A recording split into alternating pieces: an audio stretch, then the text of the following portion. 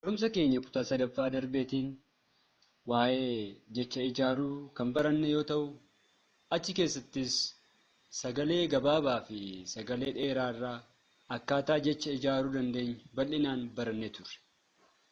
Barumsa keenya kutaa arfaffaa har'aatiin ammoo jecha laafaa, jecha jabaa, jecha irra butaa fi jecha hudhaa kan barannu ta'a. Yaadaa fi gaaffii yoo qabaattan nu barreessuu dandeessu. Herreega yuutuubii Amboo Times Tube jedhu subscribe gochuu hin dagatinaa. Jecha laafaa. Jechi laafaa kan uumamu qubeen dubbifamaa tokko qofa jecha keessatti galuun yeroo barreeffamu jecha laafaatu uumama. Qubeen dubbachiiftuu jecha sana keessatti lamaas tokkos ta'uu ni danda'a. Garuu jecha laafaa kan jechisiisu jecha sana keessatti qubeen dubbifamaa tokko qofa ta'ee galuu qaba jechuudha. Fakkeenya haa ilaallu.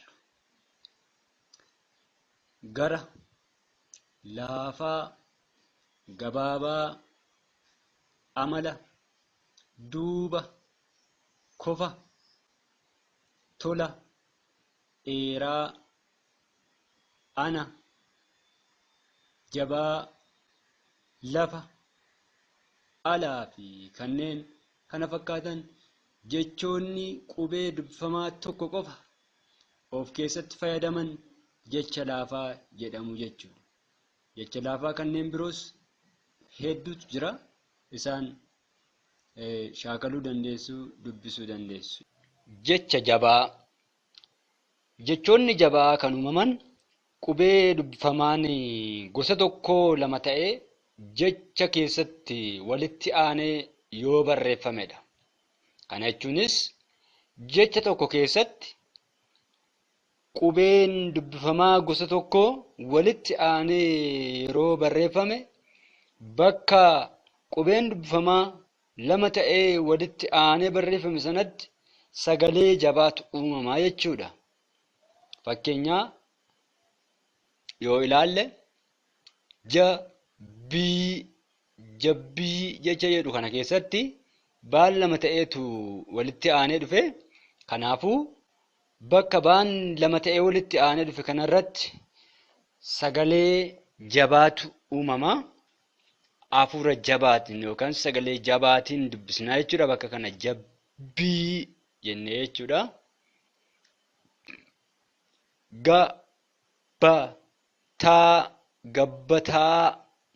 Gabbataa bakka kanattis baan lama ta'ee dhufe sagalee keenya jabeessinee dubbisna. Bakka baa jedhu kanarratti gabbataa jennaa jechuudha. Gabbataa. Gommaa, soddaa, karra, qorra, cabbii,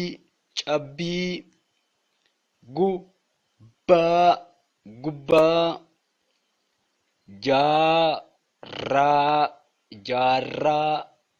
jaarraa, sammuu, bakka, maallaqa. Akkaataa kanaatiin jechoota jabaa bakka qubeen dubbifamaa jecha tokko keessatti lama ta'ee dhufe sagalee keenya jabeessinee dubbisna bakka sanarratti. Haala kanaatiin jechoota dubbifamaa jechoota jabaa hedduutu jiru. Isaan yeroo kitaabota afaan Oromoon barreeffaman dubbistan argachuu hin dandeessu.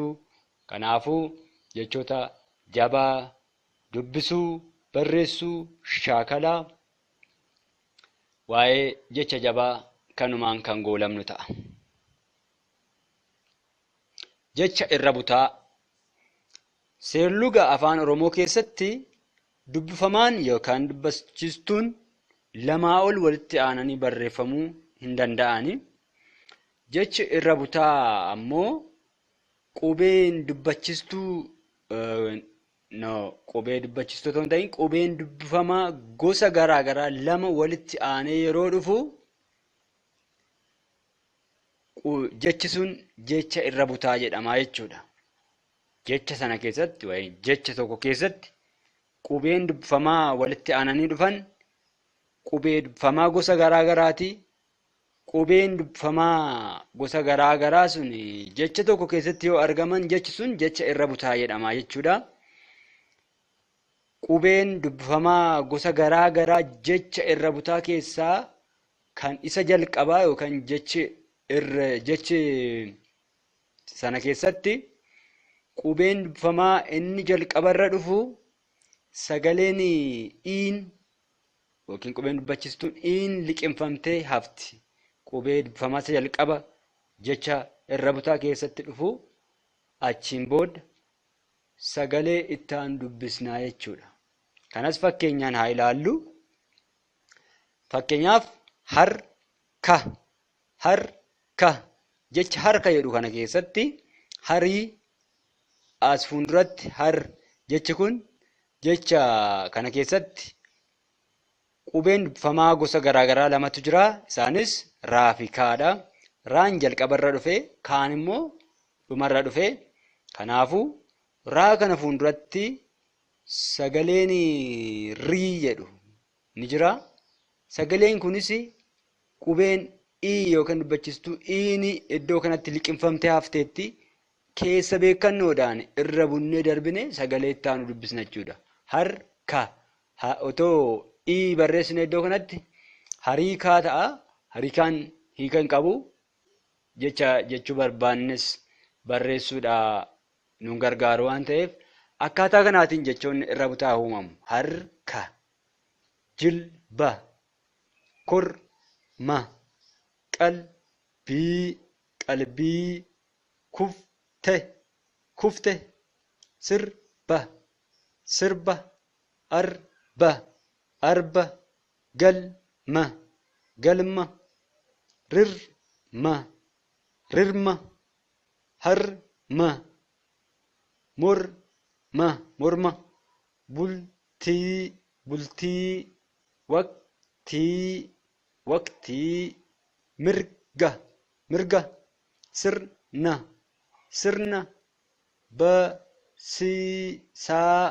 barsiisaa, gamtaa, ilma.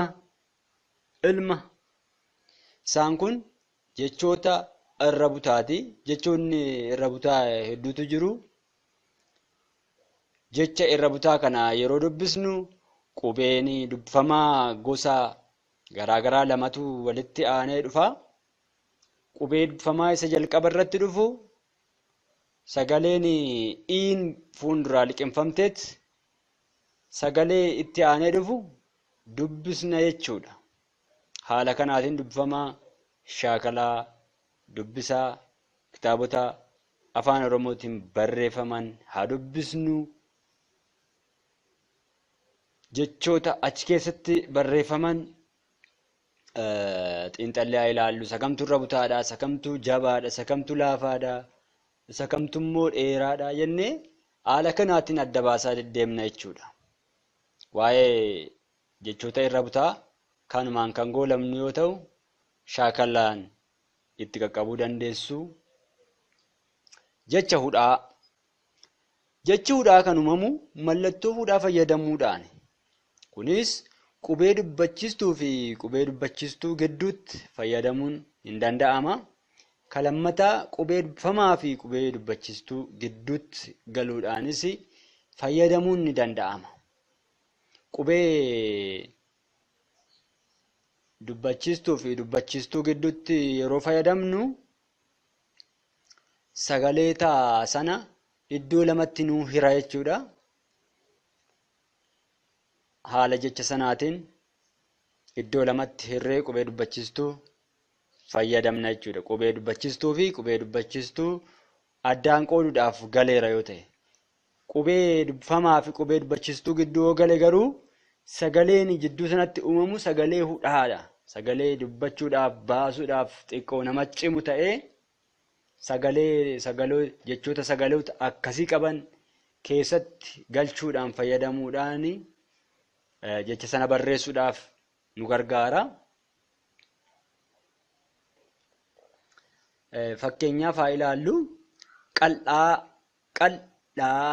amma iddoo hudhaa mallattoo hudhaan jiru kanatti sagalee hudhamaatu jira. Jechoonni sagalee hudhaa qaban hudhaan eessatti akka mallattoo hudhaa galchuu qabnullee kan nutti agarsiisu jechuudha. Qal'aa amma aan kun qobaatti ba'ee barreeffameera. Otoo laalamas taasisnee qallaa ta'a. Qal'aa fi qallaan miirri isaan namaa kennan tokko miti. Kanaafuu jechoonni hudhaa haala kanaatiin jecha dubbiidhaaf dubbaasuudhaaf nama cimu ta'ee bakka sanarratti bakka jecha sana keessatti bakka hudhaan jiru sana baruu hin dandeenya jechuudha. Mul'ata bo'oo kan jedhu kana keessatti bo inni kun sagalee gabaabaadha. Oon sagalee dheeraadha. Akkaataa kanaatiin qubee dubbachistuu fi qubee dubbachistuu addaan baasee jecha barreessuudhaaf nu gargaara jechuudha. Mi'aa jechuun qaalii gatiinsaa qaalii kan ta'e ta'uu danda'a yookaan immoo dhandhama mi'aa kan qabu jechuuf ta'uu danda'a. Akkuma beekamu jechi afaan Oromoo tokko hiikaa lamaa fi lamaa olis qabaachuu ni danda'a. Akkaataa galumsaatiin jijjiiramuu danda'a jechuudha. Isa kana gara fuulduraatti kan barannu ta'a. Mi'a kan jedhu kun immoo meeshaa jechuudha. Bal'aa, qaala'insa, bu'aa, baay'ee, jallaa, ho'aa, mar'atte, re'ee, fal'aana, ro'oota, du'a. Isaan kun fakkeenya jechoota hudhaati. Jechoota hudhaa kana eessatti akka galchuu qabnu, hudhaan eessa akka jiru yeroo dubbisnu qooqa keenyaan keessaa yeroo baasnu hudhaan eessa akka jiru nutti agarsiisa. Kanaafuu bakka sanarratti hudhaa fayyadamnee barreessuudha. Jechoonni hudhaa kitaabota keessatti barreeffamanii jiru. Kanaaf jechoota sana faana wal baraa shaakalaa deemuun barbaachisaadha. Karaalee jechoonni ittiin ijaaraman. Jechi afaan Oromoo keessatti karaa adda addaa ijaaramuu danda'a. Isaanis sagalee fi sagalee walitti fiduudhaan jecha ijaaruu. Inni kunis fakkeenya ma, da'uu, na yoo jennu sagalee ma, na jedhu walitti finnee mana jecha jedhu arganna. Kunis karaalee itti sagalee fi sagalee walitti finnee jecha ijaaruudha. Jechi ijaaramu kun jecha hiika qabu ta'uu akka qabu kutaa sadaffaa keessatti dubbannee turre. Bosona, bosona.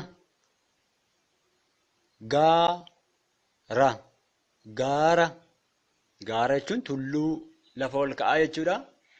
Akkaataa kanaatiin sagalee fi sagalee walitti fidanii jecha ijaaruun ni danda'ama. Kun karaa tokkodha.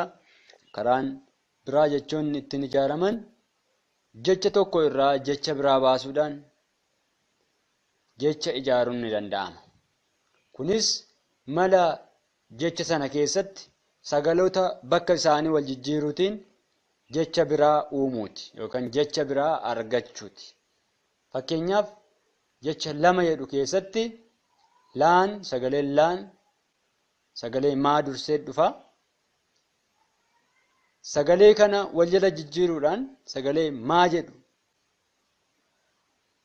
hordofsisnee sagalee laa jedhu yoo barreessine mala kan jedhu arganna jechuudha. Jecha biraa lafa jecha lafa jedhurraa jecha fala jedhu fala jecha jedhu argachuun danda'ama jechuudha. Kana keessatti sagaloota bakka isaanii wal jijjiiruudhaan jecha biraa uumuun ni danda'ama jechuudha. Kan biraa hundee jechaa irraa dhalatoo baasuudhaan jecha ijaaruun ni danda'ama. Fakkeenyaaf jecha deem jedhu yookiin hundee jechaa deem jedhu keessaa jecha hedduu uumuun ni danda'ama. Deem hundeen jechaasaa deem kan jedhudha. Kanarraa deeme kan jedhu baasuun danda'ama. Deemte, deemne, deemtan, deemuuf, deeman, deema, deemuun, deemsa, deemuu fi kanneen kana fakkaatan hundee jechaa fayyadamuudhaan hundee jechaarraa jechoota hedduu ijaaruun ni danda'ama jechuudha. Kun karaa sadaffaa jecha ittiin ijaaruun danda'amudha. Kan biroo ammoo jechoota tishoo uumuudhaan jecha ijaaruun ni danda'ama. Jechoota tishoo irraa jecha yennuu ijaarru jechoota hiika qaban lama walitti fiduudhaan jecha hiika qabu tokko fi kan danachuu danda'u uumuu jechuudha.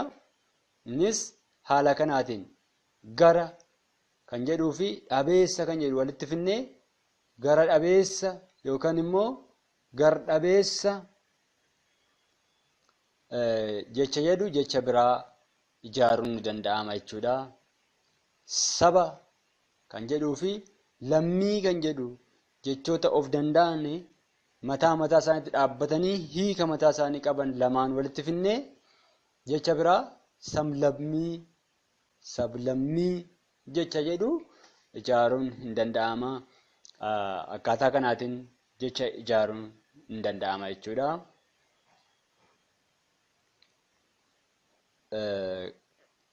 Gara shaakalaatti yoo deemnu jechoota afaan Oromoo keessatti barreessuun dura sammuu keessatti akka inni laafu, jabaatu, dheeratu, gabaabbatu, irra butaa qabu yookaan immoo hudhaa qabaachuu fi dhiisuusaa xiinxalanii ilaaluun barbaachisaadha. Barreessuun dura jecha barreessuu barbaadde sana sagalee akkamii irraa akka ijaaramu qoruun barbaachisaadha. Sagalee dheeraa irraa ijaaramoo sagalee gabaabaa irraa ijaarama? Sagaleen inni jalqabaa dheeraadha moo sagalee inni itti aanutu dheeraadha? Kan jedhu sirriitti xiinxalanii ilaaluun barbaachisaadha. Dogoggora malee afaan Oromoo jecha afaan Oromoo sirnaan qubeessuudhaaf jechuudha. Fakkeenya haa ilaallu jecha jabaa jedhu kana jabaa jechuun cimaa jechuudha. Humni kan qabu jechuudha. Nuyi jecha akkasii jecha hiika akkasii qabu jabaa kan jedhu kana barreessuu barbaanne yeroo itti dogoggoraan jaba jennee barreessu ni jira. Jaba jechuun hiika qabaa? Hin qabu. Hiikni isaa maal akka ta'e hin beekamu afaan Oromoo keessatti. Kanaafuu jechi kun jecha afaan Oromoo miti jechuudha.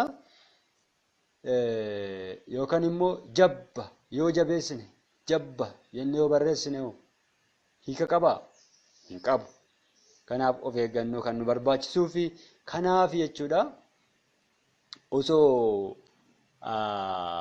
hiika qabaate illee jechi jabba jedhu yookaan jaba jedhu kuni hiika biraa kennaa jechuudha. Jecha nuti jechuu barbaanne sana otoo hin ta'in jecha biraatti uuma.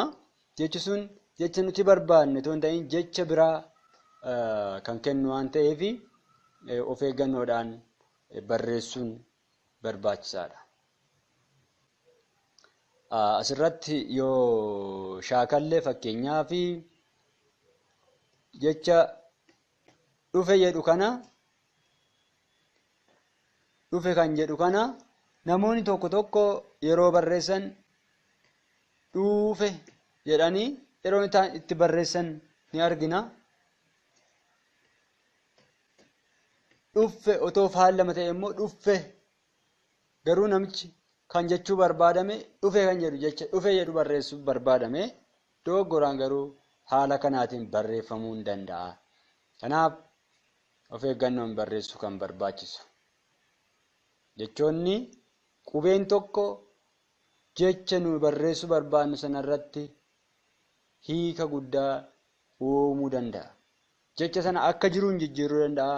Jechi sun jecha hiika hin qabne taasisuu ni danda'a. Kanaaf of eeggannoon barbaachisaa jechuudha.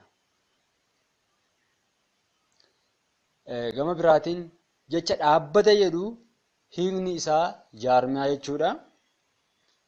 Garuu dogoggoraan yoo barreessine fakkeenyaaf dhabata jennee yoo barreessine yookaan immoo dhaabata jennee akka kanaatiin barreessuu hin danda'ama dogoggoraanii.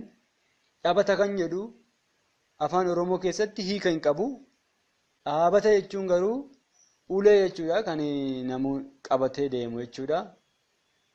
Hiikni isaa waliigalatti jijjiirame jechuudha. Gara dhaabbata yookaan jaarmiyaa jedhu sanarraa dhabata yoo jenne hiika hin qabu. Dhaabata yoo jenne immoo ulee ta'e jechi kun hagam hiikni isaa akka addaan fagaatu asirraa baruun danda'ama. Jecha balaa jedhu hiikni isaa miidhaa tasaa jechuudha. Sagalee jalqabaa baala jennee barreessuu dandeenya dogoggoraan jechuudha. Baala jechuun hiikni isaa maalidha? Kan biqiltoonni ittiin nyaata isaanii qopheessan yookaan immoo ittiin afura baafatanii jirma isaanii irratti kan argamu baala jedhama jechuudha. Balaa jechuu fi baala jechuun waliin argu jechuudha. Sirumayyuu hiikni isaa yookaan immoo hunda isaa gaggabaabsamee bala jedhee namni tokko yoo barreesse innis hiika hin qabu jechuudha. Kanaaf kan sirriitti ilaaluun barbaachisaa ta'eef jechuudha. Akkaataa kanaatiin haashaa kalluu erga barreessinee booda jechi sun sirrii ta'uu fi ta'uu dhiisuu isaa xiinxallee haa ilaallu, kitaabota irraa haa dubbisnu, namoota hiriyoota keenya gaafachuudhaan, hiriyoota keenya waliin ta'uudhaan jechi sun sirriidha moo sirrii miti jennee qorree ilaallee erga sirriitti barree booda barreessuudha. Of eeggannoo yeroo hundumaa yeroo barreessinu of eeggannoodhaan afaan Oromoo qubeessuu qabna. Akka feeteedhaan barreessina yoo ta'e nutti bara yeroo hundumaa akka feeteen barreessina. Jecha hiika hin qabne, jecha hiikni isaa ka jijjiiramullee ta'e barreessinee ergaa barreessuu yookiin ergaa dabarsuu barbaanne osoo hin dabarsin hafuu dandeenya. Akkasumas immoo jechoota akka dhufe jedhee yoo barreesse jechi sun hiika adda ka biraa qabaata jechuudha. Fakkeenyaaf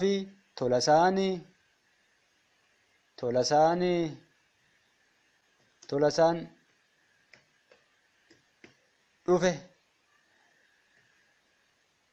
jennee barreessine nuti tolasaan dhufe jechuu barbaanne garuu yeroo barreessinu tolasaan dhufe jennee yoo barreessine kun hiikni tolasaan dhufee fi tolasaan dhufe jedhu garaagaraa waan nama aarsullee ta'uu danda'a. Dhufe jechuun akka qaanittis akka aadaa Oromoo keessatti ni ilaalama. Kanaaf ergaa nuti dabarsuu barbaanne osoo hin darbiin hafee jechuudha. Kanumaan kan goolabnu ta'a barumsa keenya kutaa kanaa. Kutaa itti aanutiin haga wal arginutti nagaatti.